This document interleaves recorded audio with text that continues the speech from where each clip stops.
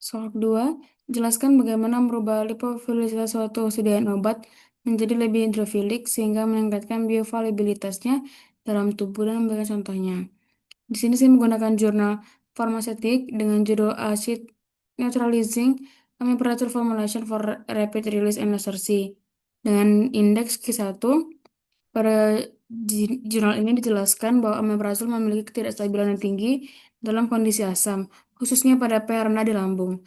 Karena sifat ini, obat tidak dapat langsung dilepaskan di lambung dan harus dilindungi dengan lapisan enterik agar dapat mencapai usus terlebih dahulu sebelum dilepaskan. Hal ini berarti bahwa pelepasan obat menjadi tertunda dan tidak terjadi segera setelah pemberian oral. Kondisi ini menunjukkan adanya hambatan dan ketersediaan obat untuk diabsorpsi, yang pada akhirnya dapat mempengaruhi bioavailabilitas. Dengan kata lain, sifat fisiokimia obat yang tidak stabil dalam lingkungan berair asam menjadi faktor pembatas dalam proses absorpsinya. Pada kutipan kedua dijelaskan bahwa degradasi omeprazol di lambung akan menyebabkan penurunan bioavailabilitas yang signifikan. Hal ini menunjukkan bahwa jumlah obat yang tersedia untuk diserap sangat bergantung pada kemampuannya bertahan dalam lingkungan gastrointestinal. Jika obat terdegradasi sebelum sempat diserap, maka jumlah obat yang mencapai sirkulasi sistemik akan berkurang. Oleh karena itu, perlindungan dengan enteric coating menjadi strategi untuk mempertahankan stabilitas obat hingga mencapai tempat absorpsi. Ini menegaskan dan ini menegaskan bahwa stabilitas dan kelarutan dalam lingkungan fisiologis sangat menentukan bioavailabilitasnya. Selanjutnya pada kutipan berikut dijelaskan bahwa omeprazol termasuk dalam BCS kelas 2 dan bersifat lipofilik. Dalam sistem BCS, obat kelas 2 memiliki kelarutan rendah tetapi permeabilitas yang tinggi. Sehingga tahap pembatas absorpsi adalah disolusi. Sifat lipofilik menyebabkan obat sulit larut dalam cairan berair seperti cairan gastrointestinal.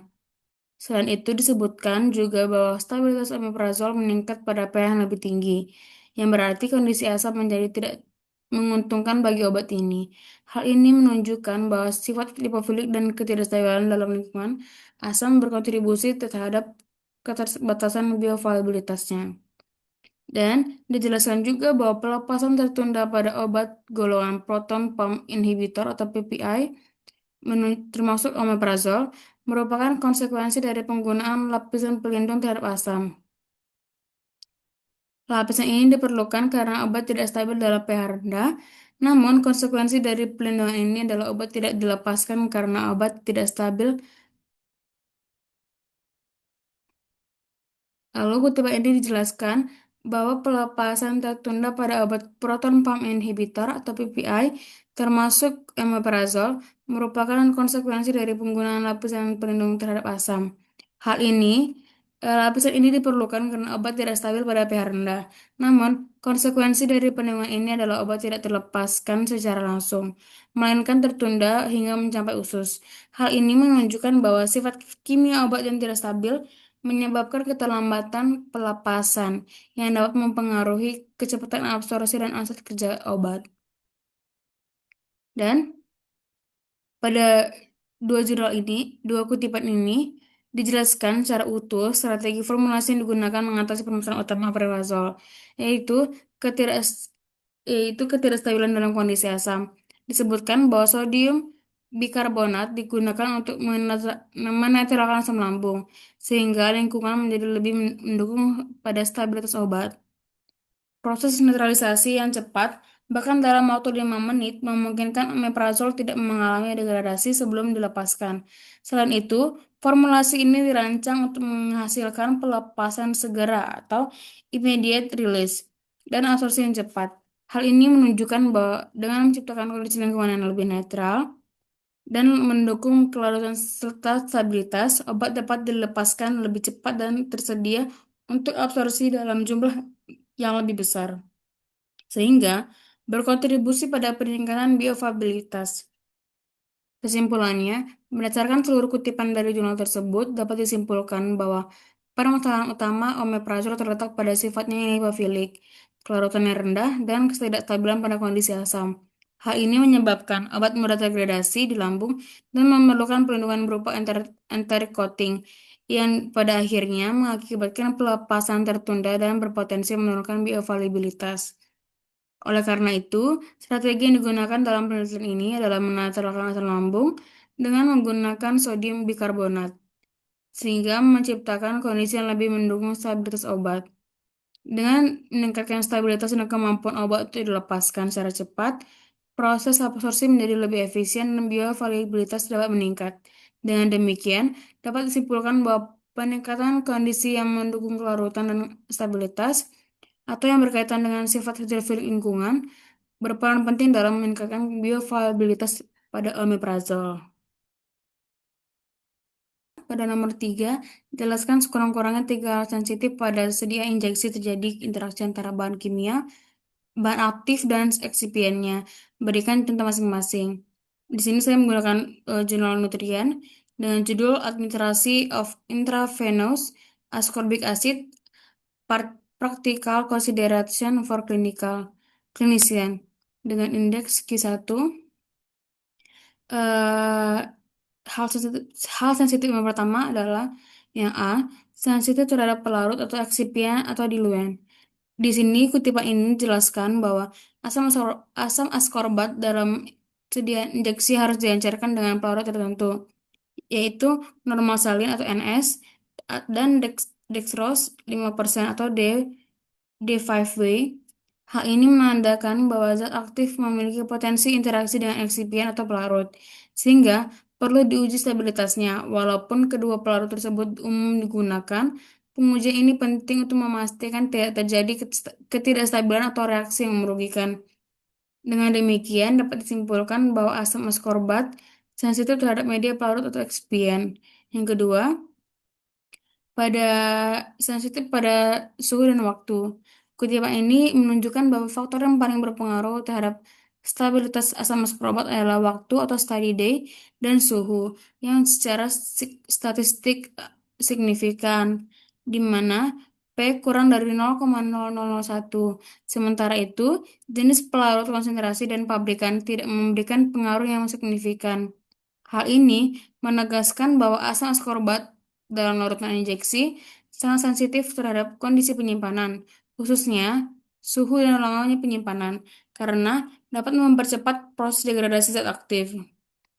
Yang ketiga, sensitif terhadap kondisi lingkungan, yaitu cahaya ditambah dengan suhu yang menghasilkan yang menjadikan injeksi degradasi. Kutipan ini menunjukkan bahwa perubahan warna pelarutan pada suhu ruang yang menandakan terjadinya degradasi pada asam askorbat. Meskipun larutan telah dilindungi dari cahaya, degradasi tetap terjadi dan bahkan sedikit lebih tinggi pada sampel yang terpapar cahaya. Hal ini menunjukkan bahwa selain suhu, faktor lingkungan seperti cahaya juga dapat mempengaruhi stabilitas, sehingga asam askorbat bersifat sensitif terhadap kondisi lingkungan yang dapat memicu degradasi kimia.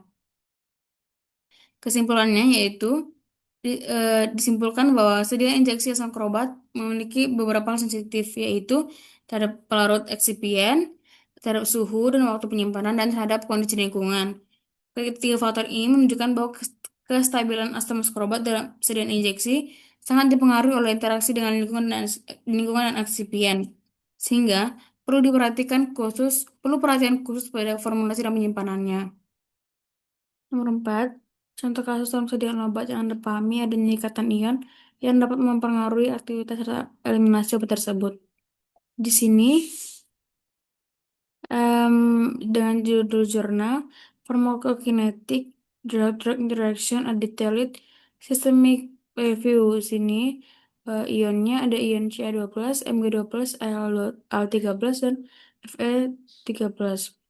Di perjalanan ini jelaskan bahwa adanya ikatan ion atau relasi antara obat dengan ion logam di saluran cerna. Ikatan tersebut menghasilkan kompleks yang tidak larut sehingga obat tidak dapat diserap secara optimal melalui dinding khusus. Akibatnya, jumlah obat yang masuk dalam sirkulasi sistemik menurun sehingga bioavailabilitas dan aktivitas terapeutik obat menjadi berkurang. Seperti pada kasus tetrasiklin yang kadarnya menurun ketika dikonsumsi dengan zat besi secara bersama. Selanjutnya, Proses yang terjadi setelah absorpsi berkaitan erat dengan eliminasi pada tubuh. Di sini dijelaskan bahwa eliminasi merupakan tahap penting dalam farmakokinetik yang berfungsi mengeluarkan obat dari tubuh, terutama melalui ginjal. Proses eliminasi terjadi melalui filtrasi glomerulus, sekresi tubulus, dan reabsorpsi tubulus. Jika suatu obat mengalami interaksi ion atau tidak terserap dengan baik, maka obat tersebut tidak akan masuk ke dalam sirkulasi sistemik secara optimal dan akan lebih cepat dieliminasi. Selain itu, perubahan kondisi fisiologis seperti hiperkalemia juga dapat mempengaruhi proses ekskresi obat, seperti pada amikasin. Pada kutipan yang ketiga, dijelaskan juga bahwa perubahan pH mempengaruhi derajat ionisasi obat, di mana obat yang berada pada bentuk terionisasi akan lebih sulit direabsorpsi kembali ke dalam darah. Akibatnya, obat tersebut akan lebih banyak dikeluarkan melalui urin sehingga meningkatkan laju eliminasi. Dengan demikian, interaksi ion tidak hanya mempengaruhi proses absorpsi, tapi juga berperan dalam menentukan kecepatan eliminasi obat melalui mekanisme perubahan ionisasi dan reabsorpsi di ginjal. Kesimpulannya, ada interaksi ikatan pada obat, seperti kasus tetrasiklin dengan ion logam, dapat menyebabkan pembentukan kompleks tidak larut yang menurunkan absorpsi dan aktivitas obat. Selain itu, perubahan bentuk ionisasi obat juga mempengaruhi proses eliminasi, di mana obat yang tidak dapat diserap atau berada dalam bentuk ionisasi akan lebih mudah dieliminasi dalam tubuh melalui urin atau feses.